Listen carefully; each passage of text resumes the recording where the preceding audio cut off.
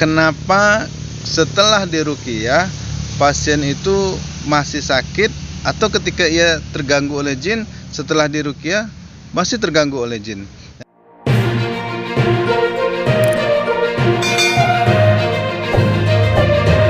Assalamualaikum warahmatullahi wabarakatuh, sahabat semua.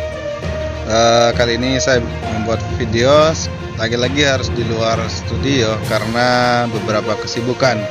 Selain karena kesibukan beberapa pasien yang harus saya selesaikan dari pagi sampai siang, atau ada kesibukan rumah tangga. Nah, baru sempat saya bikin video pada siang hari ini. Nah, pada kesempatan ini sahabat, saya akan memberikan keterangan atau pengetahuan soal pertanyaan dari beberapa pasien ruqyah. Kenapa setelah diruqyah pasien itu masih sakit, atau ketika ia terganggu oleh jin setelah diruqyah masih terganggu oleh jin. Nah, di sini saya akan paparkan apa-apa saja yang menyebabkan seseorang setelah diruqyah masih sakit atau masih terganggu oleh gangguan jin. Sahabat, sebelum video kita lanjutkan, jangan lupa dong di subscribe, ditekan tombol lonceng notifikasi, karena dengan demikian sahabat dapat mengikuti inspirasi-inspirasi positif di channel ini. Dan saya percaya bahwa setiap manusia memiliki inspirasi masing-masing, sehingga orang lain dapat belajar pada dirinya. Baik sahabat, ada beberapa hal yang menyebabkan seseorang setelah diruqyah masih sakit dan masih terganggu oleh gangguan jin. Yang pertama kali, dasar pondasi sahabat adalah akidah yang masih bermasalah. Keyakinan bahwa Al-Quran adalah penenang jiwa, penyembuh penyakit, itu belum tertanam dengan baik sahabat. Jadi sebagai contoh, ada anak yang sakit atau istri sakit. Lalu biasanya kalau masyarakat kalau sakit itu senantiasa 3 hal yang dilakukan. Pertama, obat apa yang harus ia cari. Yang kedua, dokter siapa yang paling hebat. Yang ketiga, atau rumah sakit terkenal mana yang bisa menyembuhkan penyakitnya. Sahabat, kita sekali lagi, saya secara pribadi bukan anti terhadap pengobatan modern, tetapi kenapa kita tidak memulai dari sesuatu yang sangat dekat dengan kita, dan sangat dekat itu yang simple dan sederhana itu ternyata sesuatu yang dahsyat, sesuatu yang hebat.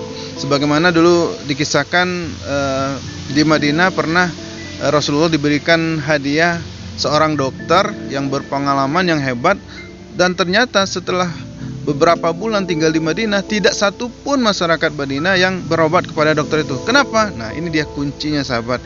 Kenapa masyarakat Madinah di zaman Rasulullah itu tidak ada yang berobat kepada dokter itu?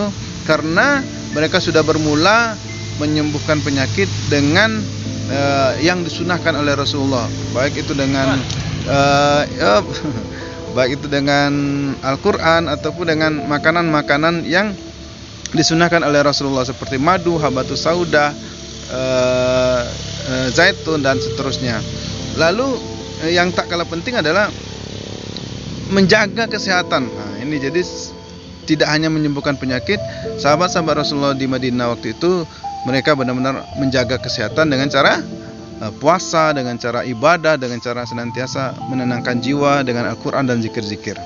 Nah, inilah dasar sahabat kenapa seseorang setelah diruqyah masih saja sakit, karena akidah yang kurang mantap, kurang matang.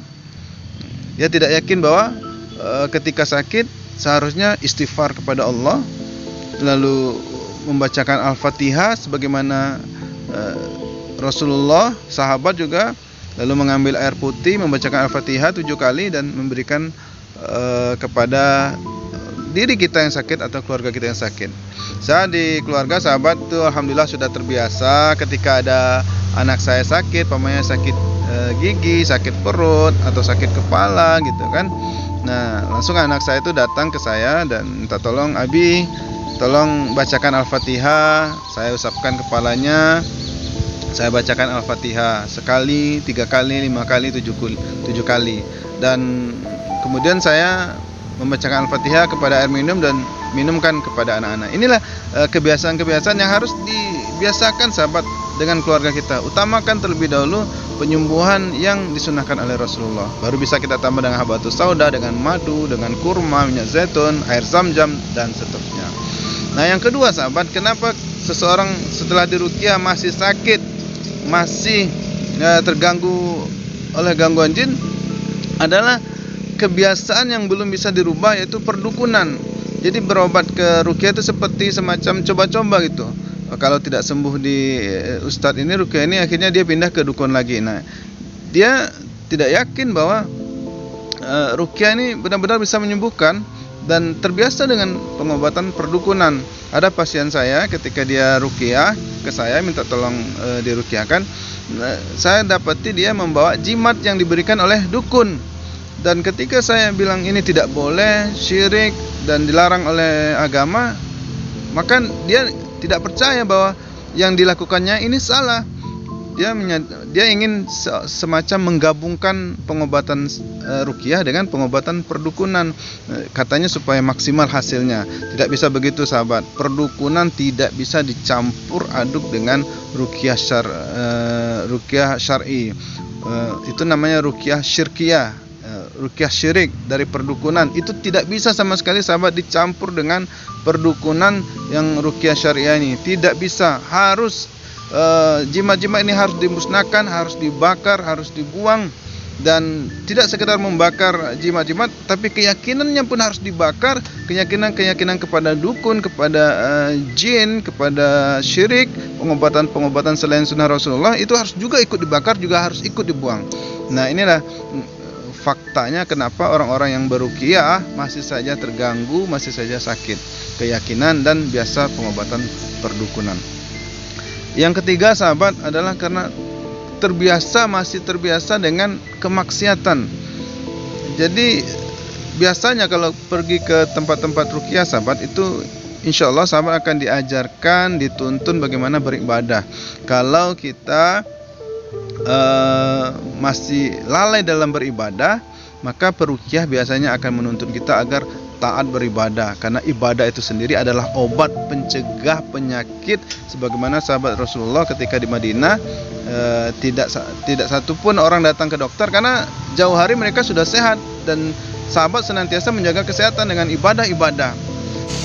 Nah, yang berikutnya sahabat adalah penting kita untuk sebagaimana yang sudah saya sampaikan sebelumnya dalam video sebelumnya, bahwa ada 5 cara pengobatan sesuai sunnah. Yang kelima itu adalah menemui tabib soleh, orang soleh, meminta petunjuk kepadanya atau minta bantuan ruqyah kepadanya, lalu minta resep obat kepadanya. Nah, penting kita mengetahui terapis ruqyah ini adalah orang yang benar-benar menjaga ibadahnya. Salat 5 waktunya terjaga, bacaan Qur'annya terjaga. Selain sahabat sendiri sebenarnya harus memperbaiki ibadah sendiri.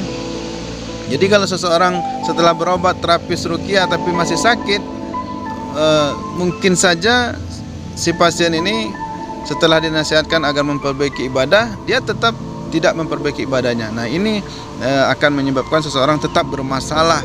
Kalau gangguan jin, tetap akan diganggu oleh jin. Dan begitu juga ketika ia menemui, biasanya ada pasien-pasien saya menemui dukun, padahal dukun ini tidak ada sholat ke masjid, bacaan Qur'annya tidak terjaga, mohon maaf, masih merokok gitu. Padahal seperti rokok ini kan adalah sesuatu yang bahkan diharamkan, atau ada yang menyebutkan makruh atau tidak baik. Nah, sesuatu dukun ini atau si terapis ini masih merokok, berarti dia orang yang tidak menjaga gitu. Nah, penting bagi terapis untuk mengetahui riwayat si terapis ruqyah agar ia benar-benar keyakinan untuk berobatnya benar-benar mantap gitu. Seandainya dalam suatu daerah ada beberapa terapis ruqyah, maka bolehlah sahabat memilih salah satu dari terapis ruqyah ini yang memang memang masyarakat mengetahui ia adalah seorang yang soleh, ia memang orang yang menjaga ibadah.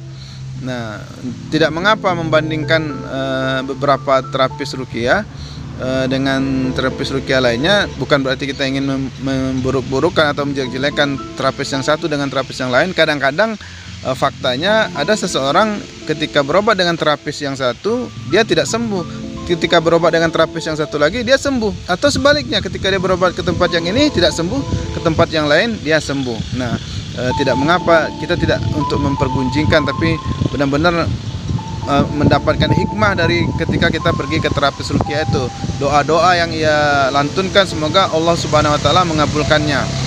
Nah, itulah sahabat berapa keterangan hal yang dapat saya berikan kenapa seseorang ketika setelah berobat atau beruqyah ia tidak sembuh atau masih tetap diganggu oleh jin. Itu perlu kita pertimbangkan, kita perhatikan bagi sahabat yang pergi ke terapis ruqyah untuk mendapatkan kesehatan. Semoga bermanfaat. Assalamualaikum warahmatullahi wabarakatuh.